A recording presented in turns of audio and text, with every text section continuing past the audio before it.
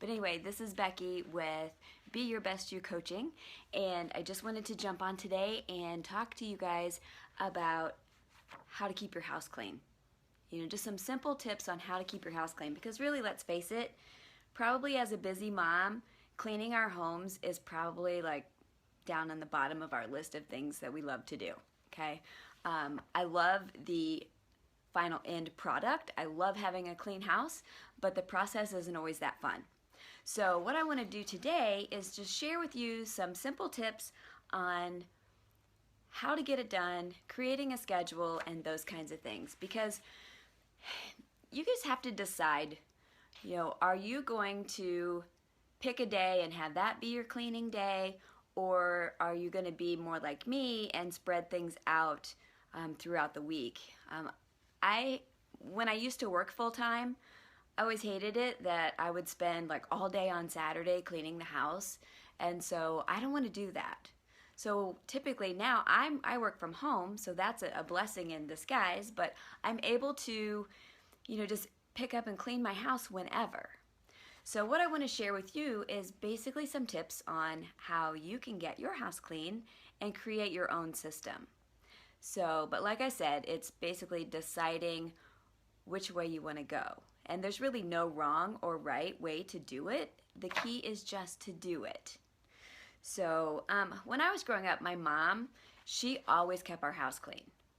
And I loved that because you knew where to find things. Now, my room was totally different. My room was like my own domain. She did come in and clean my room sometimes, but just growing up in a clean home like that, it just kind of carried with me, and I love having a clean home. And so, a long time ago, I started following the Fly Lady.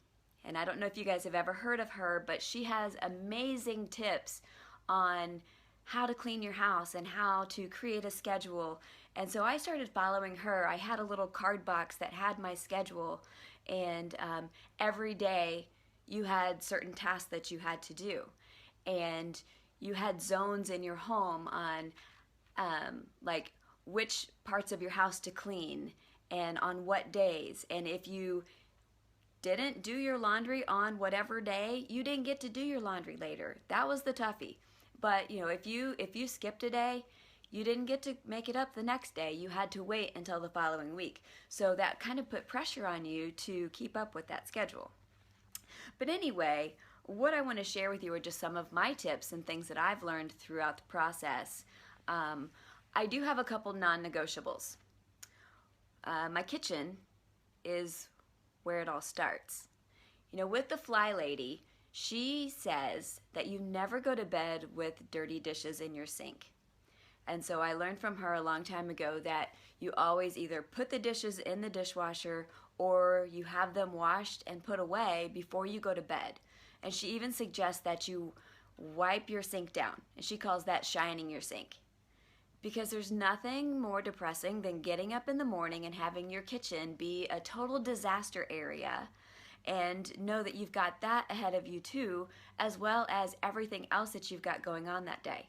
And there's just something about having a clean sink that makes your kitchen look clean. It's just something psychological. But anyway, so I make sure that my dishes are always out of the sink, put away in the dishwasher, or washed and put away. Kitchen counters and the island and the table, I wipe those down every day. Okay, because I just hate seeing like food stuff and fingerprints and that kind of thing. So I wipe those down, and I Swiffer the floors in the kitchen and main area every day. Okay, so those are just some things. We have a dog that sheds, and I'm allergic to him, so keeping the dog hair taken care of is huge for me. Another non-negotiable is in our bedroom and our master bathroom. Every single day, we make the bed. That totally changes the way that your bedroom looks when you make the bed every single day.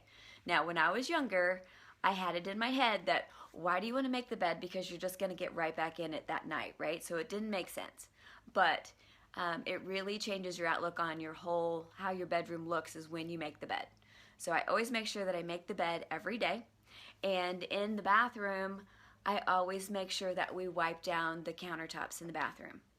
Those two little things make a huge difference. Now with everything else, you can kind of decide what your schedule is going to be. Laundry is one of those things. I know some people do a load of laundry every single day. And if you work outside of your home, that may be the best way for you to function. Especially if you have kids or multiple kids, you're going to need to do lots of laundry. And for those of you who have babies, I just remember, when the kids were little, we were constantly having to do laundry because they would spit up on their clothes, they would get food all over them and all that. So teenagers do that too. They don't spit up, but they do get dirty clothes. But anyway, for me, my laundry days are Monday and Thursday.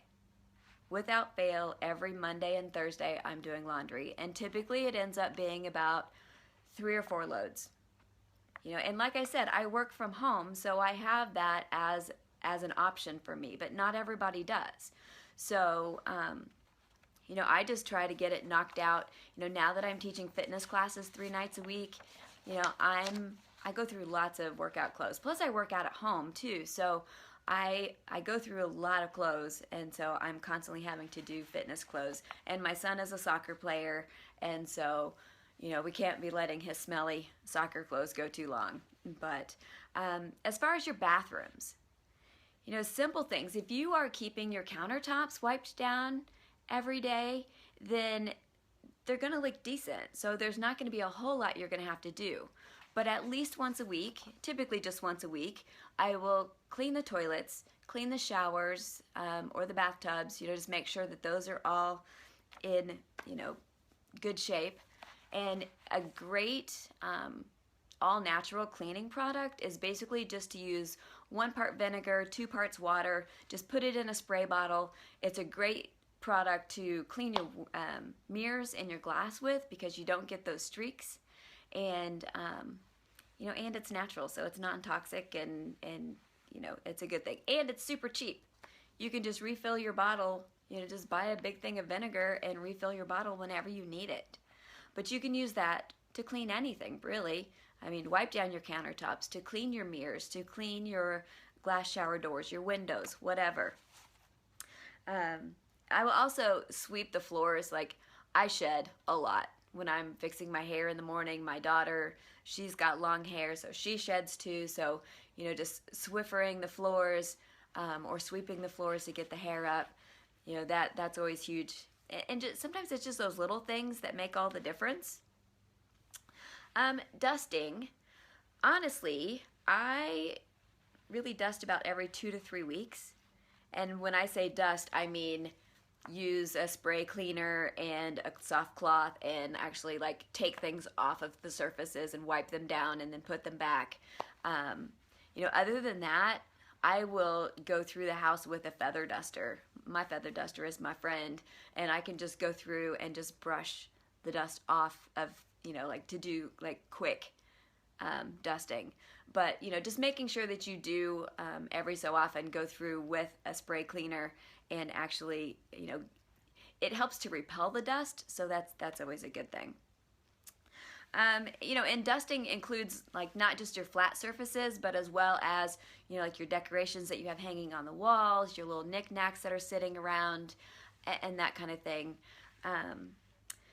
Okay, so your floors. I've already said that I Swiffer my kitchen floors all the time. Now, we're lucky because our dog, I said I'm allergic to our dog, but we have him trained that he does not go where there's carpet. I don't even remember. He's 11 years old. I can't remember how we got him to learn that, but we just trained him. So if we're in here in the living room, he knows he can't come in here. And so he lays right at the edge of the entryway, and he'll lay on the hardwood floor that's in the kitchen. And so it's actually pretty comical because sometimes he'll kind of look in and he sees us in here and he might take a couple steps in, and then when we look at him, he does this little army crawl back and backs out of the room. But so anyway, side note, sorry. So I will vacuum the carpeted areas like every couple weeks, you know, I mean, because honestly, we don't have the dog in here, so they don't get that dirty. You know, sometimes, you know, if we have guests over or whatever, then yes, I mean, I always vacuum before we have guests. And, you know, you might need to vacuum more often in your high traffic areas or like your main living areas and that kind of thing. Stairs are always an issue. You know, it just seems like for us, we go from the hardwood floors up the stairs, and if there is dog hair on the floor, then you do track that other places. So you always have to watch that. But,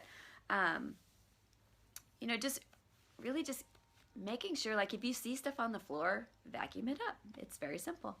So, have you guys heard of hot spots? Do you know what those are?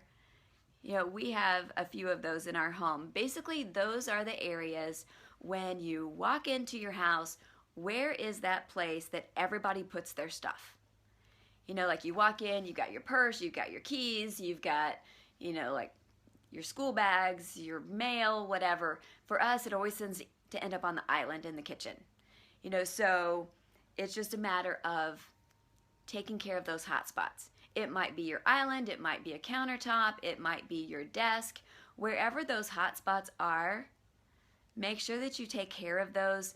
Like I like to go through those like at least every couple days and just try to get them off the countertops, you know, because that's where you can miss things. You can lose things in those hot spots. And so just making sure that you are going through the mail and you know, how much junk mail do you get? And sometimes the junk mail tends to sit on the counter. Just as soon as you get it and you know it's junk, throw it away. Just get rid of it. Go through your mail every day and have a central location where you actually put those important papers. The Fly Lady has a great video that I will share with you guys about how to take care of those hot spots. It's actually really comical, but great tip.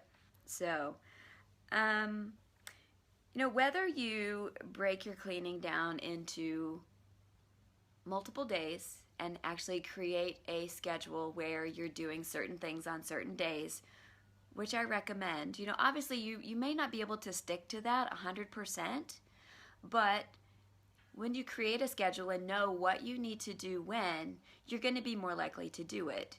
Or if you have to do all of your cleaning in one day, that's fine. Just make sure that you knock it out and get it done. You know, if you've got kids, you know, I was always bad at this, is making my kids have chores and actually like help with all of the cleaning.